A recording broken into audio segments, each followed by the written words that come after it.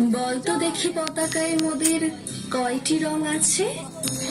শিক্ষক এসে চিৎকার করে জোরে, 3টি বর্ণ রয়েছে রাঙানো জাতীয় পতাকা জুড়ে।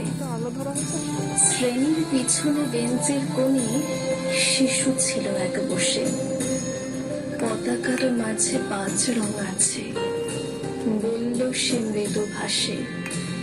কথা তার শুনে বাকি শিশুগণে হেসে খায় লুটোপুটি। শিক্ষক রেগে বলেন হেকে, বোঝাও কি করে 5টি? মাথা নিচু করে ভয়ার্ত স্বরে সরল শিশুটি বলে, উপরে গেরুয়া, মাঝখানে সাদা, সবুজ আছে তার তলে, আর আছে আঁকা গোলাকার চাকা, নীল রং আছে এতে। শিক্ষক বলে, এটিকে ধরলে তবুও হচ্ছে 4টে। অবধ শিশুটি বলল তখন, রং আছে আর এক। লাল লাল ছোপ দাগ দেখা যায় ওই পতাকার মাঝে।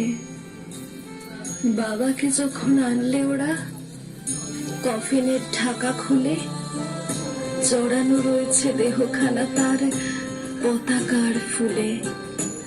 রক্তের দাগে ছিল লাল ছোপ ওই পতাকার মাঝে। এই নিয়ে মোট হলো 5টি। এবার তো ঠিক আছে। সরল শিশুটির জবাবখানি কাঁপিয়ে দিল বুক। অশ্রু এলো নয়ন ভরে, শুকনো হলো মুখ। আজও যারা দেশের জন্য করেছে বলিদান, স্বাধীনতার শহীদ সম তাদের অমর প্রাণ। হয়েছে স্বাধীন, পেরিয়ে গেছে 76টি বছর।